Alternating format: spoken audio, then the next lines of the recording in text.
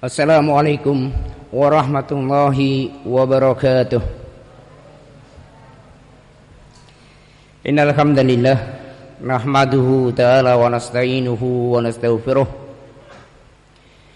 wa na'udzu billahi min shururi anfusina wa min sayyiati a'malina. May yahdihillahu fala mudhillalah wa may yudlilhu fala hadiyalah. Asyhadu an la ilaha illallah wahdahu la syarika lah wa asyhadu anna Muhammadan abduhu wa rasuluh. Amma ba'd. Sebelum banyak bicara, ada beberapa informasi. Informasi yang pertama, yang duduk di hadapan kalian memang benar, bukan kalian salah pandang, insya Allah tidak, atau mungkin palsu, tidak, karena mungkin nama sudah banyak yang tahu namanya, orangnya mana, ternyata yang duduk di hadapan kalian orangnya kurus kerempeng, enggak setenar dengan namanya, dalam artian gak wajar kalau namanya terkenal seperti itu terus orangnya demikian. Tapi insya Allah kalian gak salah, ini orangnya, walaupun tidak sesuai dengan berita yang didapat. Yang kedua, Ana tadi juga sudah berbicara dengan beberapa asatidzah kita ketika duduk sebelum maghrib tadi. Yang duduk di hadapan kalian ini sangat terbatas sekali keilmuannya. Jadi ya harap dimaklumi kalau seandainya mungkin berbicara sekalimat dua kalimat kemudian turun dan duduk di bawah karena memang tidak punya kemampuan mau melanjutkan pembicaraan dan nasihat. Dan yang ketiga, informasi yang ketiga adalah setelah saya duduk merasakan bangkunya Masya Allah yang luar biasa, enak dan seterusnya ini, kelihatannya panjang ini bisa karena merasa ada kipasnya Masya Allah luar biasa, dan demikian pula bangku dan mejanya Masya Allah yang luar biasa. Ini mungkin bisa panjang. Kalau mampu panjang ya kami mengharap dari kalian semua memaklumi, karena memang tempat duduk yang Masya Allah nyaman. Ini jadi ya dimaklumi insya Allah. Informasi yang keempat, ini adalah juga minta maklumnya kalau seandainya suaranya agak bergetar sehingga sulit dipaham. Sebenarnya apa yang saya sebutkan tadi itu untuk menghilangkan keringat dingin ini yang sudah mulai membasahi kaos baju dalam ini, disebabkan karena grogi. Masya Allah, thalabatul ilm yang sekian banyak seperti ini mandang kepada anak semuanya. Jadi kalau suaranya agak getar dan seterusnya, mohon dimaklumi karena grogi. Mohon dimaklumi yang demikian. Dan demikian pula kalau seandainya susunan kalimatnya itu terputus-putus, juga minta dimaklumi karena tempat kami tinggal di Palembang itu berada di tengah hutan, kurang lebih badui keluar kota. Jadi mungkin susunan kalimat itu harus terputus-putus. Ya minta maklum semuanya di dalam hal yang demikian. Mudah-mudahan berita ini bisa dimengerti dan dimaklumi adanya. Ikhwani wa akhwati fid din rahimani wa rahimakumullahu jami'an. Dalam kesempatan ini alhamdulillah saya bersyukur sekali kepada Allah Subhanahu wa taala bisa diberikan untuk musyarakah. Mudah-mudahan ana mendapatkan pahala di sisi Allah Subhanahu wa taala disebabkan kalian semua yang telah memberikan kesempatan yang seperti ini, dan mudah-mudahan juga apa yang saya ucapkan juga bisa diambil faedah manfaat bagi kita semuanya. Kalimatnya terputus-putus ya? Enggak? Biasa? Antar? Ya kalau kalimatnya panjang terus tanpa terputus gak bisa dipaham. Ya memang harus terputus, iya kan? Masa disuruh sambung tanpa ada paragraf kalimat ya malah gak dipaham ya. Harus diputus-putus. Sepakat insyaallah. Nasihat yang pertama, mau memberikan nasihat yang beruntun dalam satu masalah terus seperti itu. Anak nggak punya bahan, disebabkan keterbatasan ilmu. Jadi mampunya nasihatnya terputus. Tidak masalah insyaallah. Kalian mau setuju tidak setuju harus ikut anak. Nasihat yang pertama bagi kita semua adalah mari kita semua sama-sama berupaya untuk senantiasa menjadi seorang yang ikhlas dalam amal perbuatan kita semua. Baik perbuatan kita semua yang terkait masalah ibadah kepada Allah Subhanahu wa taala, terlebih kita harus benar-benar semua yang kita lakukan mengharapkan pahala di sisi Allah Subhanahu wa taala. Baik amal ibadah, amal perbuatan kita ataupun juga ucapan kita yang tidak termasuk dalam ibadah apapun bentuknya, tapi hendaknya bagi kita semua tetap berharap mendapatkan pahala di sisi Allah Subhanahu wa taala. Ini keikhlasan. Apabila kita semua melakukan yang demikian, maka faedah besar sekali akan kita dapatkan. Nanti ada murojaah, siaran ulang. Bagi kalian semua nanti ditanya, namanya siaran ulang, bentuknya pertanyaan untuk mengolor waktu supaya waktunya panjang. Tapi kan Anda menyampaikan masalah cuma sedikit. Bagaimana caranya pemateri itu pandai di dalam mengolor waktu. Nanti ada bentuk pertanyaan. Di antara faedah yang pertama di dalam keikhlasan, apabila kita melakukan suatu amal perbuatan dengan niat yang ikhlas mengharapkan pahala di sisi Allah Subhanahu wa taala. Di antara faedah yang pertama itu adalah suatu syarat untuk diterimanya ibadah dan amal perbuatan kita. Syarat diterimanya ibadah di antaranya adalah keikhlasan. Jadi dengan kita ikhlas, maka itu sudah terpenuhi syarat pertama dalam kita melakukan ibadah, untuk ibadah kita makbulah di sisi Allah Subhanahu wa taala. Ini yang pertama.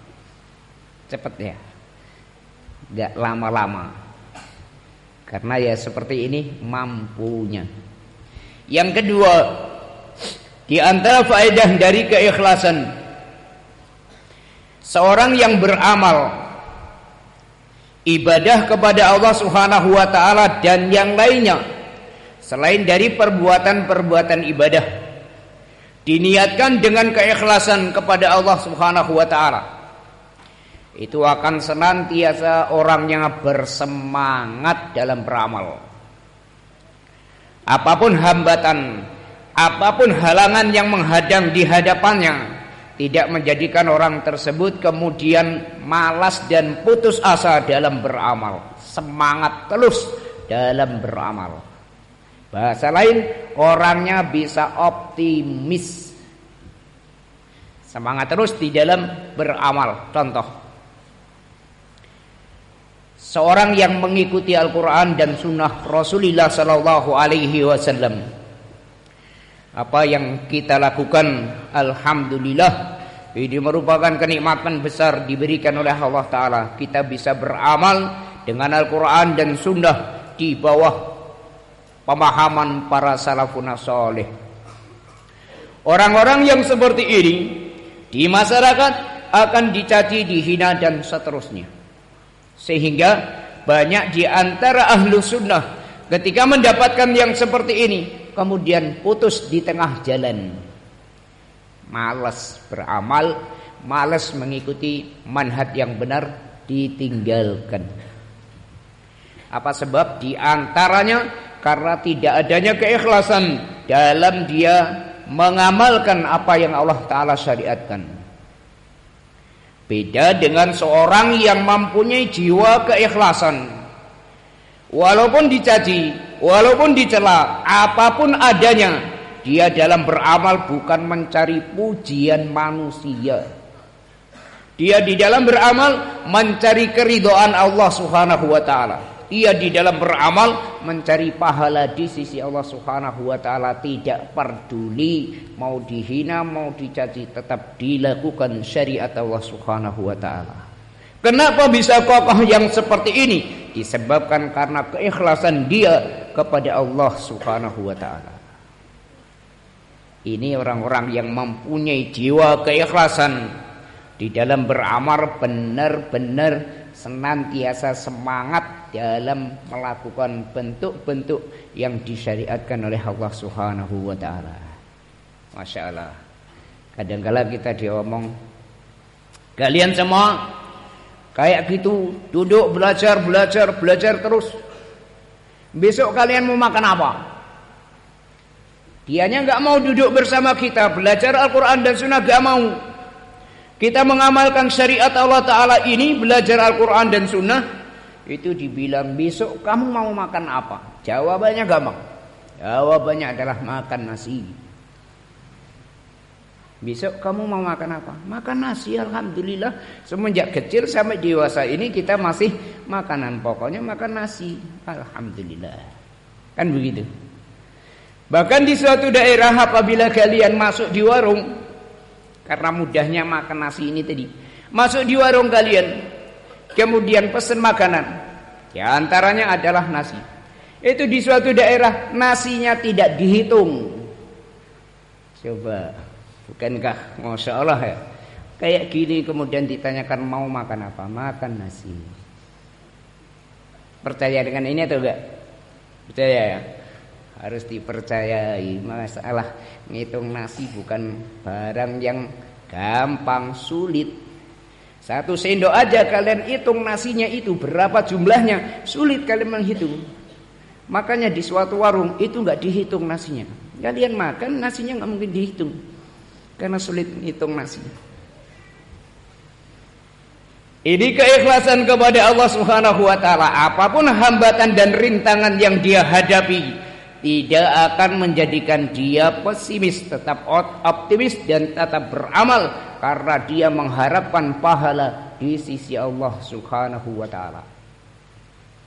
Ini keikhlasan kepada Allah Subhanahu wa taala harus benar-benar kuat tertanam di dalam jiwa kita semuanya, menjadi seorang yang ikhlas lillah. Demikian pula di antara faedah dari bentuk keikhlasan kepada Allah Subhanahu wa taala yang keempat adalah ikhlas itu bisa menyelesaikan berbagai macam permasalahan-permasalahan yang kita hadapi.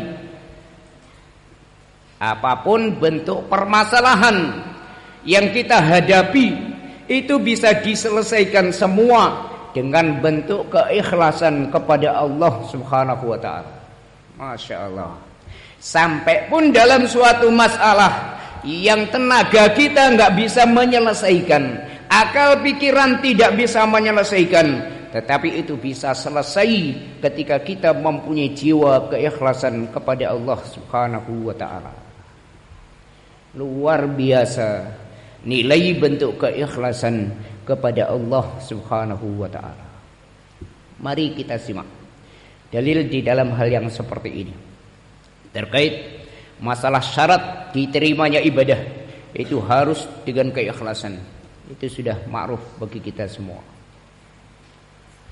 Nabi alaihi salatu wasalam menyebutkan dalam kisah umat sebelum Nabi sallallahu alaihi wasallam, Kata Nabi alaihi salatu wasalam secara makna panjang kisahnya, bahwasanya dulu ada 3 orang umat sebelum kita, 3 orang. 3 orang ini mereka menghendaki mau bermalam di dalam gua. Kemudian 3 orang ini bermalam di dalam gua, masuk. Qadarullah wa masya'a fa'al. Begitu mereka masuk ke dalam gua, ternyata batu besar langsung menutup pintu gua. Secara akal pikiran itu gak mungkin akan terjadi. Batu besar bisa langsung nutup pintu gua. Kita semua paham bentuk gua, tidak ada pelataran dan seterusnya. Tapi dengan izin Allah Ta'ala bisa tertutup dengan batu besar pintu gua tersebut, sehingga 3 orang ini tidak ada yang bisa keluar. Sudah berupaya didorong dengan tenaganya, gak mempan, tetap tertutup rapat. Mikir berbagai macam pikiran, gak bisa, tetap berada di dalam muskilah yang besar, tertutup, terjerembab di dalam goa dan tidak bisa keluar. Gak bisa keluar dari goa tersebut. Kemudian salah seorang di antara mereka mempunyai usul, mudah-mudahan adalah jalan yang terbaik untuk kita bisa selesai dari muskilah ini. Mari kita semua bertawasul kepada Allah Subhanahu wa taala, minta kepada Allah Subhanahu wa taala dengan amal-amal ibadah kita yang ikhlas lillah. Kemudian salah satu di antara mereka mengemukakan bahwa saja dia mempunyai orang tua yang sudah sangat tua.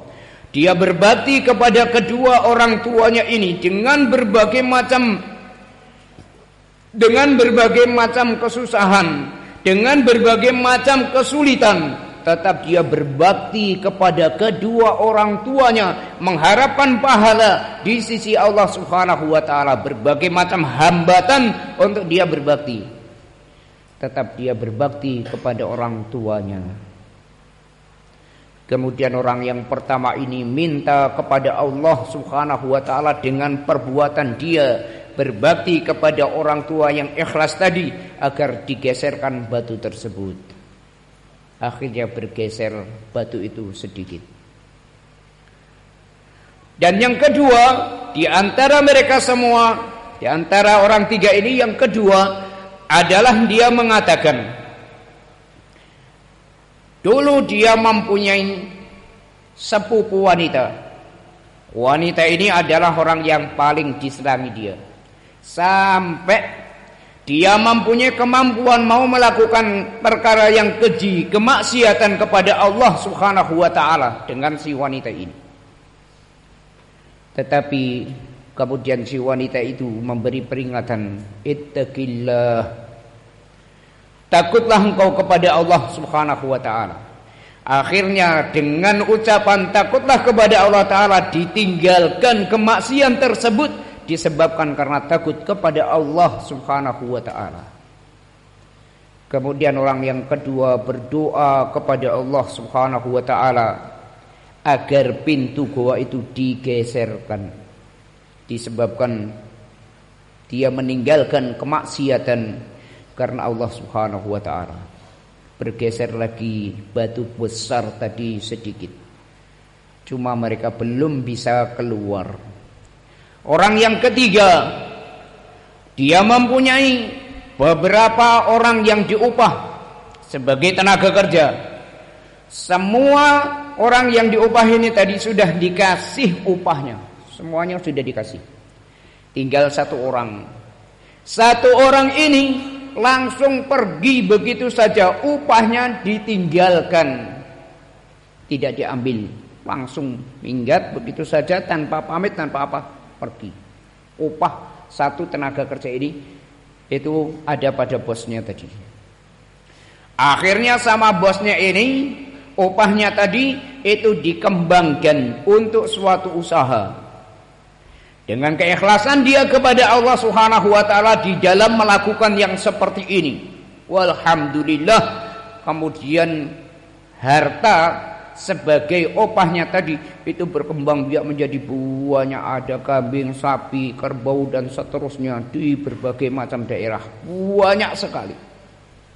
Sudah demikian ternyata pegawainya tadi yang meninggalkan hartanya tadi balik lagi dan mengatakan, ya fulan a'tini ajri, wahai fulan, sini opahku dulu kasihkan kepadaku. Kata orang ini tadi sebagai bosnya, itu yang di lereng-lereng gunung, di lembah-lembah itu, dari berbagai macam hewan ternak, itu semua adalah punyamu, itulah opahmu yang kamu kerja dulu.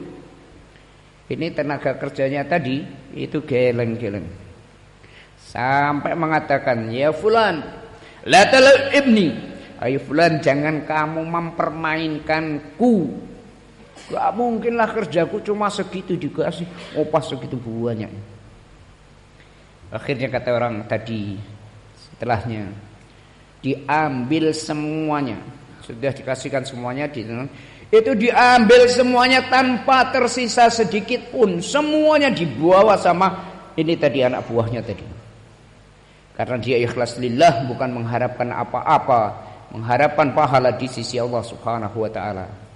Akhirnya dia minta kepada Allah Subhanahu wa taala dengan amal perbuatan yang baik ini agar digeserkan batu tersebut. Akhirnya bergeser batu tersebut, 3 orang lolos, bisa keluar dari muskilah yang sangat besar. Ekskavator pun itu tidak bisa menyelesaikan ngangkat batu yang sangat besar ini. Kenapa, Mas?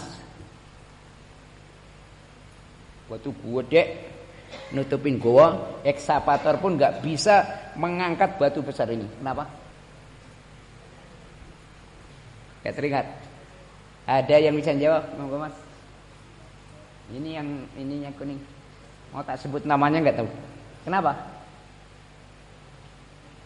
Hah? Ada di antara abak yang bisa jawab? Hah? Enggak ada. Yang keras kalau jawab. Ada. Moga yang angkat tangan. Apa, Pak? Masalah jawabannya benar. Karena waktu dulu belum ada ekskavator, maka ekskavator pun tidak bisa menyelesaikan muskilah ini. Loh, kenapa? Enggak ada ekskavator.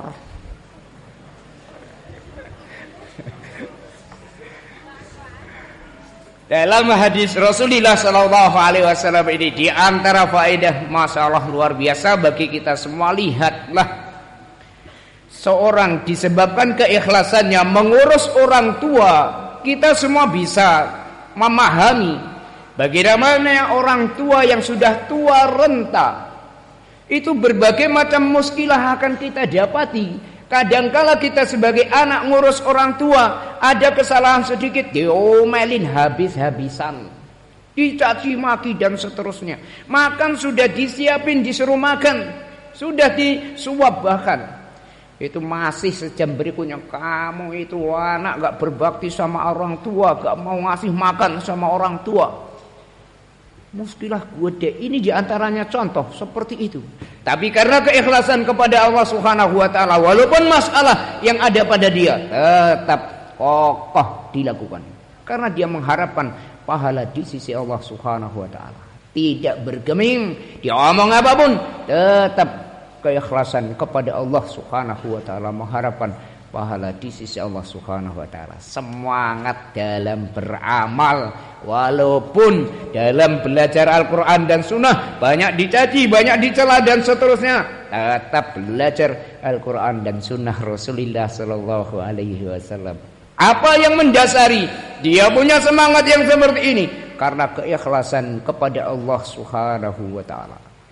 Ini keikhlasan menjadikan kita semua orang yang senantiasa tegar, kokoh, optimis dalam beramal. Ya, kita semua kadangkala kumpulan orang yang seperti ini banyak ya.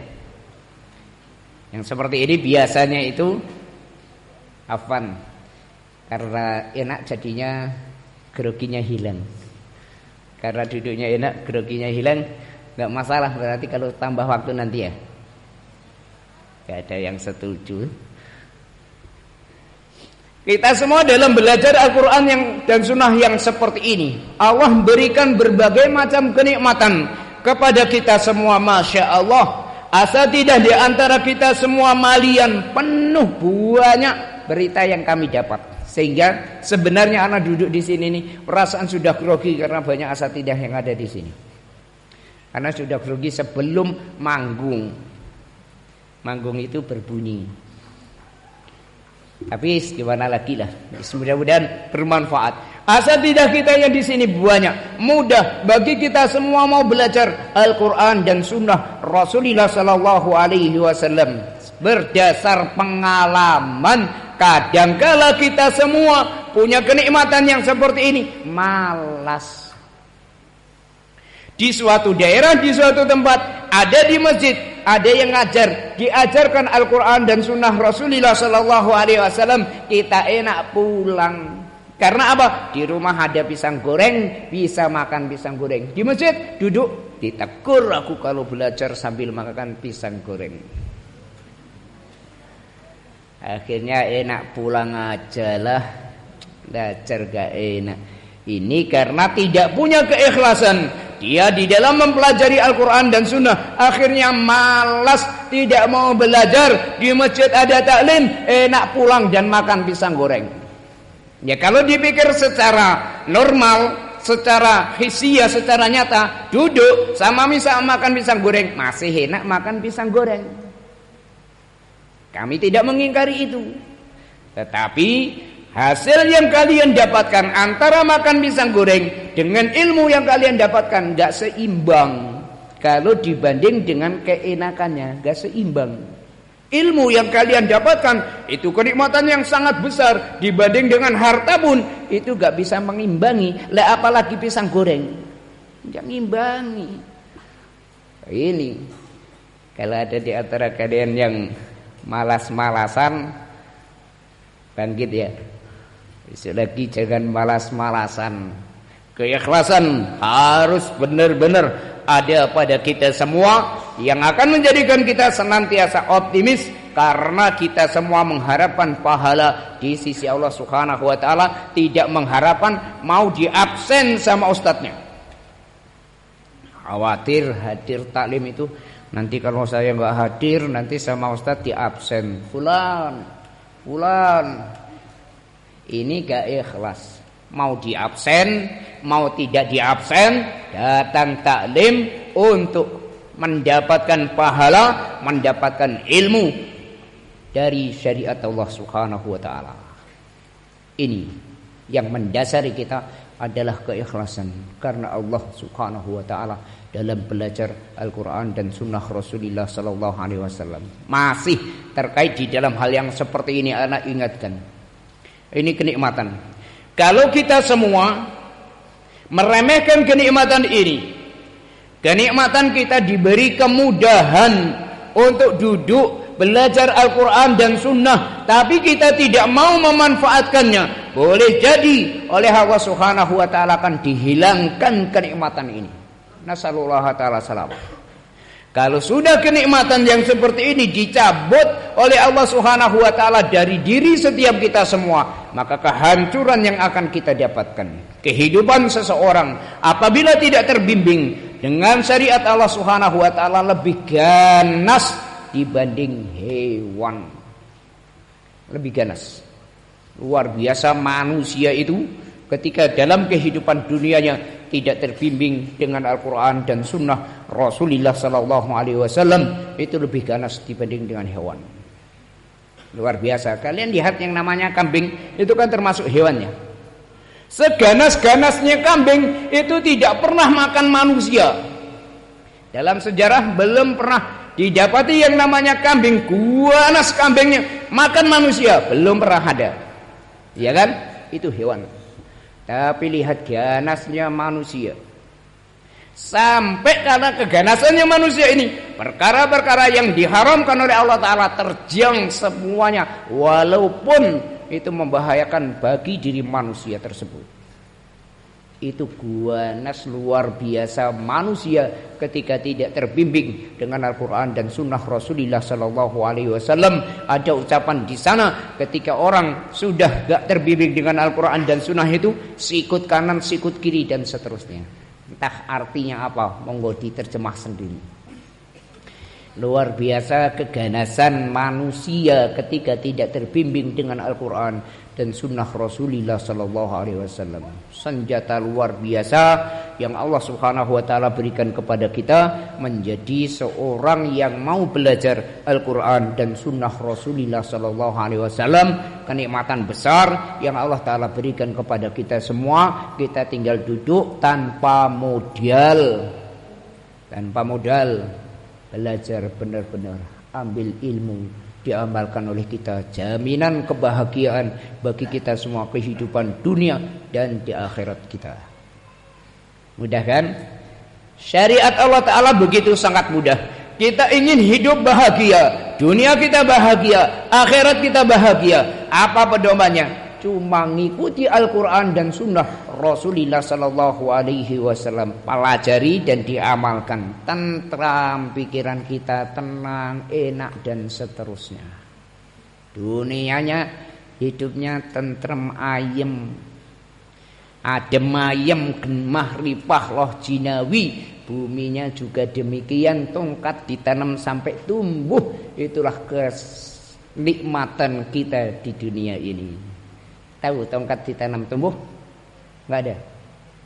Ada. Coba kalian cari pohon ketela, gunakan untuk tongkat, kemudian setelah itu ditancapkan di tanah yang gembur, set, tongkat kalian tumbuh. Ya kan? Masya Allah, bumi pertiwi Indonesia yang subur makmur, gemah ripah loh jinawi. Ini kenikmatan Allah Ta'ala berikan kepada kita sebagai pendukung bagi kita untuk belajar Al-Quran dan Sunnah Rasulullah Sallallahu Alaihi Wasallam. Jangan sampai yang seperti ini kemudian kita remehkan. Kita kalau meremehkan ini, kalian malas menggunakan kenikmatan yang sangat besar diberikan oleh Allah Ta'ala, bisa-bisa hilang kenikmatan yang sebesar ini. Oleh sebab itu, nasihat tanah yang berikutnya adalah mari kita sama-sama bersemangat di dalam mempelajari Al-Quran dan Sunnah Rasulullah Sallallahu Alaihi Wasallam. Jangan mandang, Allah ustadznya tuh dibanding sama aku lebih dahuluan aku dalam makan garam. Aku sudah lebih banyak makan garam, ustadznya baru sekilo makan garam. Aku sudah berkintar-kintar karena usianya lebih banyak ini tadi dibanding ustadznya. Ustadznya masih muda belia. Walaupun ustadz kalian masih muda belia, jangan memandang itunya, tapi memandanglah ilmu yang disampaikan. Jangan malu, walaupun sudah tua, tetap bersemangat belajar Al-Quran dan Sunnah. Berharaplah pahala di sisi Allah Subhanahu Wa Taala. Ana tidak disuntik ya. Tidak ada nanti penyampaian dari ustadz-ustadz kalian, ini orang-orang tua nggak mau belajar sama kami yang muda-muda. Nggak ada. Cuma pengalaman. Biasanya orang-orang yang tua males, malu mau belajar kepada yang masih muda. Ini buang. Jangan dipakai oleh kita semua. Terus bersemangat dalam mempelajari Al-Quran dan Sunnah. Di antara faedah dari hadis Rasulullah Sallallahu Alaihi Wasallam yang telah kita baca tadi, sampai waktu isya adzan kita sholat isya, setelah itu bubar. Karena kan waktunya tadi seperti itu, insya Allah. Mau nyampaikan yang lain lagi sudah mampunya seperti ini. Ini saja sudah mulai basah baju dalam. Faedah hadis yang berikutnya, lihatlah oleh kita semua, muskilah yang begitu sangat besar dihadapi oleh 3 orang ini. Tidak mampu mereka dengan tenaga mereka, gotong royong 3 orang, dorong batu ini dengan sekuatnya, gak bergeming sedikit pun. Gak bergeming. Akal pikiran sudah dicurahkan, mungkin kita dorong pakai tangan dan pakai kaki. Tiga-tiganya dorongnya pakai tangan dan pakai kaki, juga gak bergeming, gak bergeser sama sekali batu tersebut. Sudah pikiran dicurahkan untuk menggeser batu yang seperti ini, gak bisa sama sekali sudah. pasrah mereka kepada Allah Subhanahu wa taala, ternyata dengan perbuatan-perbuatan yang ikhlas yang dilakukan oleh mereka semua, muskilah yang begitu sangat besar bisa selesai. Masya Allah. Kita semua lakukan bentuk-bentuk ibadah kita kepada Allah Ta'ala dengan keikhlasan, maka apapun masalah-masalah yang kita hadapi, insya Allah akan bisa terselesaikan dengan keikhlasan kita kepada Allah Subhanahu wa Ta'ala. Wa may yattaqillaha yaj'al lahu makhraja. Barang siapa bertakwa kepada Allah Ta'ala, maka Allah akan jadikan baginya jalan keluar dari berbagai macam permasalahan yang dia hadapi disebabkan ketakwaan kepada Allah Ta'ala. Di antara takwa adalah keikhlasan. Di antara bentuk ketakwaan adalah keikhlasan. Maka segala macam permasalahan akan bisa selesai disebabkan keikhlasan kita kepada Allah Subhanahu wa Ta'ala. Sudah Isya belum? Isyanya jam berapa? Hah? Lewat? Belum. Jam berapa Isyanya? Lewat 17. Tinggal dikit lagi ya. Tanggungan. Minta tambahan waktu boleh gak? Hah? Boleh. Masya Allah. Ini diantara nasihat yang pertama. Nanti habis ini adzan, kemudian habis adzan 5 menit selesai, kemudian kita sholat ya. Habis adzan lanjutin 5 menit selesai, kemudian setelah itu kita melakukan sholat. Walaupun agak panas-panas sedikit gak masalah lah, tapi karena duduknya di bangkunya Masya Allah yang ini luar biasa. Nasihat yang kedua adalah kita harus bersyukur kepada Allah Subhanahu wa Ta'ala ketika kita dijadikan sebagai ahlu sunnah yang mau mempelajari Al-Quran dan sunnah Rasulullah Sallallahu Alaihi Wasallam. Syariat Allah Subhanahu wa Ta'ala diberikan kepada kita semua. Ini adalah luar biasa.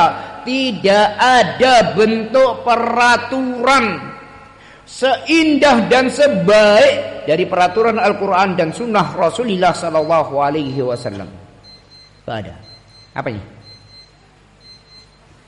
Gak ada peraturan seindah sebaik apa yang terdapat dalam Al-Quran dan sunnah Rasulullah Sallallahu Alaihi Wasallam. Kalian mau bandingkan dengan peraturan-peraturan yang dibikin oleh manusia, tidak ada sama sekali kecuali peraturan Al-Quran dan sunnah. Itulah sebaik-baik peraturan. Dan alhamdulillah Allah berikan kita semua menjadi seorang yang belajar Al-Quran dan Sunnah, sehingga kita paham, mengerti peraturan-peraturan tersebut. Ini luar biasa kenikmatan yang seperti ini.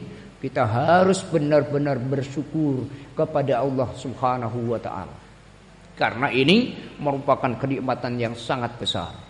Kita diberi oleh Allah Subhanahu wa Ta'ala peraturan yang begitu sangat indah dan sangat bagus.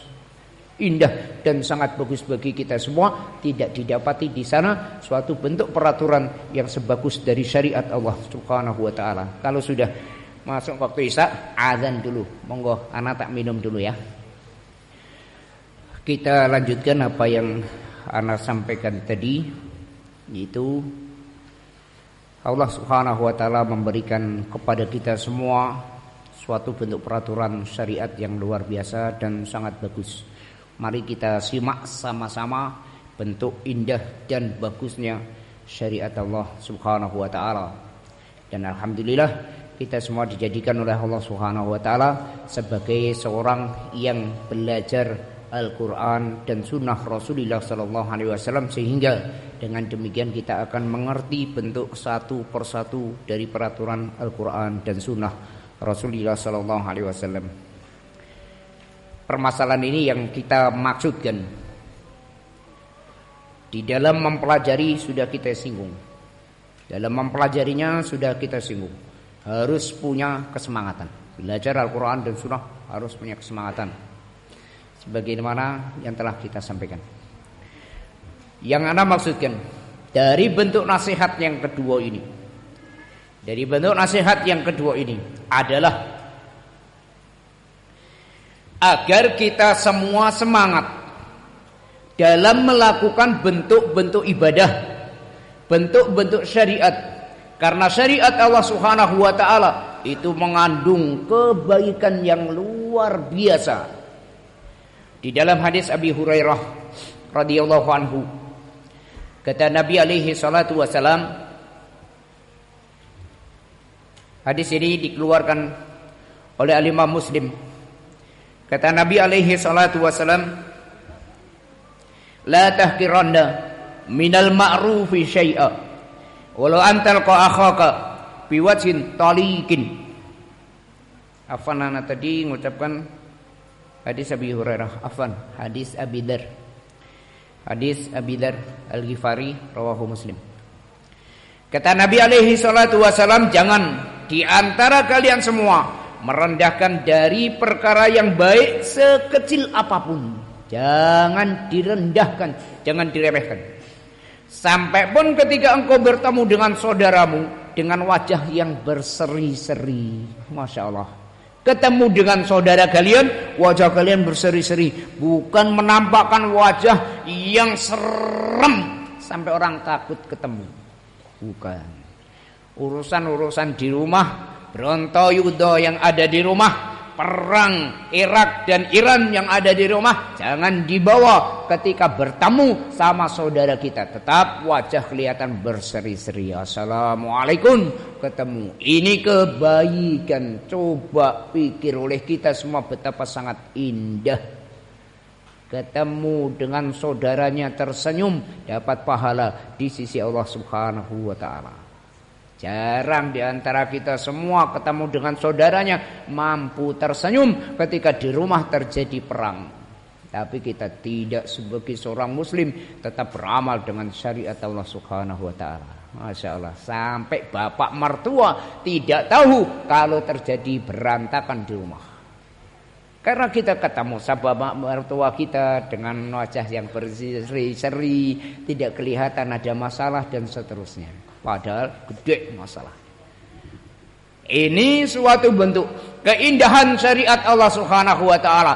Kita menghadapi suatu masalah dengan tenang dan seterusnya. Maka yang seperti ini, semua permasalahan akan selesai. Tetap kita semua istiqomah, tetap kita semua tenang dalam kehidupan kita semua. Masalah peraturan syariat Allah Subhanahu wa ta'ala ini diantaranya. Contoh yang lain, kata Nabi alaihi salatu wasalam, la tadkhulul jannata hatta tu'minu wa la tu'minu hatta tahabbu awala adullukum ala syai'in idza fa'altumuh tahabbtum as-salama bainakum. Kata Nabi alaihi salatu wasalam, kalian tidak akan masuk ke dalam surga sampai kalian semua beriman. Dan tidaklah kalian semua beriman sampai kalian semua saling mencintai di antara kalian semua karena Allah Subhanahu wa taala. Kemudian kata Rasulullah sallallahu alaihi wasallam, maukah aku tunjukkan kepada kalian semua suatu amalan apabila kalian lakukan maka akan saling menumbuhkan rasa cinta di antara kalian semua.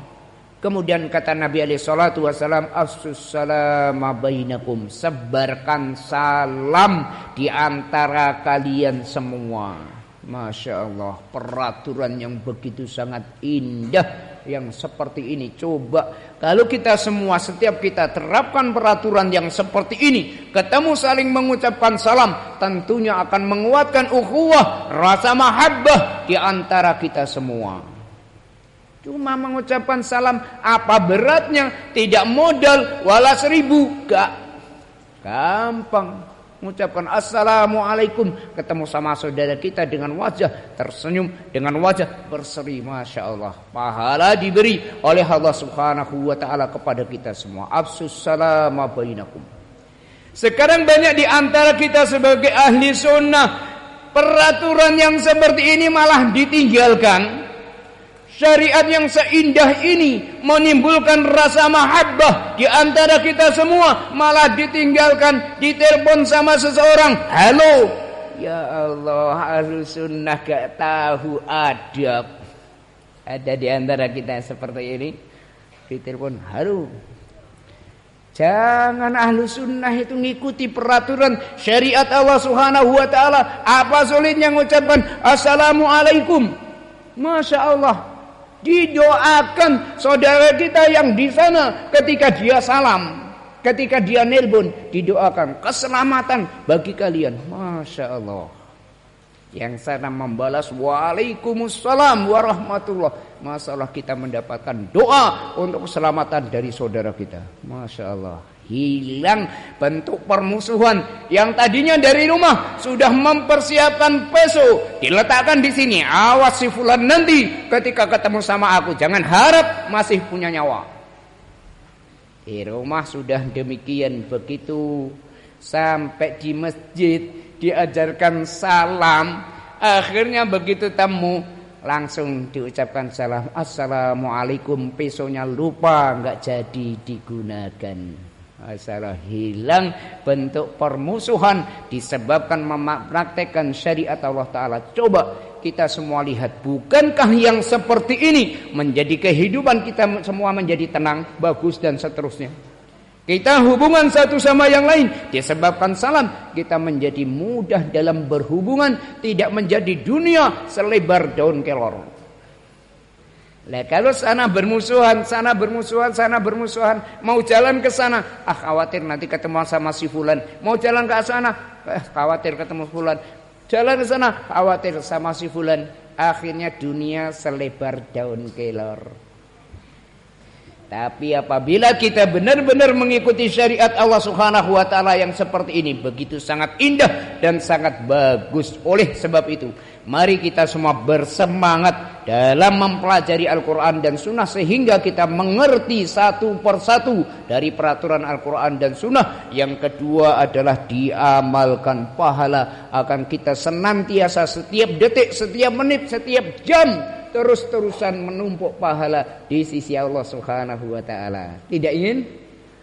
Kalau tidak ingin, ya keterlaluan menjadi ahlu sunnah. Masa kalian semua kalau nabung duit semangatnya gebu-gebu, nabung duit di bank itu semangatnya gebu-gebu. Cuma duit aja loh.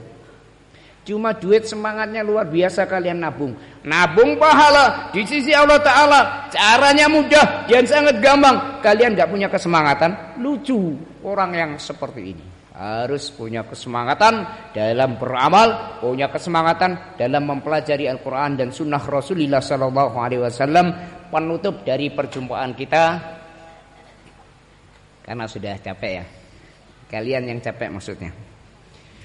Penutup dari perjumpaan kita adalah suatu nasihat ini mudah-mudahan bermanfaat bagi kita semua.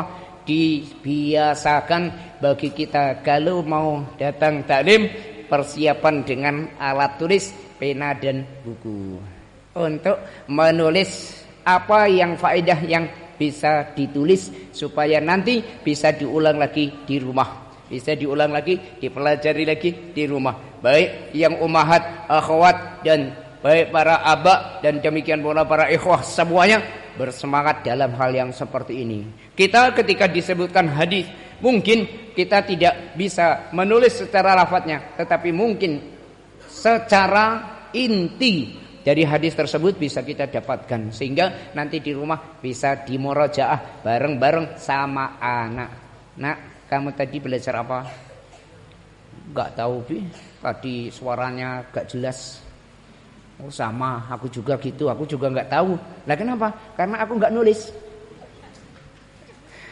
Mudah-mudahan yang seperti ini bisa bermanfaat bagi kita semua. Minta maaf atas banyaknya kekurangan, dan demikian pula minta maaf kalau seandainya mungkin suara yang kalian dengar ini sangat-sangat menyakitkan hati dan seterusnya. Tapi harapan saya tidak ada lain, memang mampunya seperti itu harapan. Mudah-mudahan dapat pahala di sisi Allah Subhanahu wa ta'ala kita semuanya, mudah-mudahan demikian. Dan kenapa kok dengan suara yang lantang dan keras? Itulah mampunya. Masalahnya kalau rendah-rendah mungkin kalian tidak perhatian. Wallahu a'lam bishawab. Subhanakallahumma bihamdik asyhadu an la ilaha illa anta astaghfiruka wa atubu ilaik.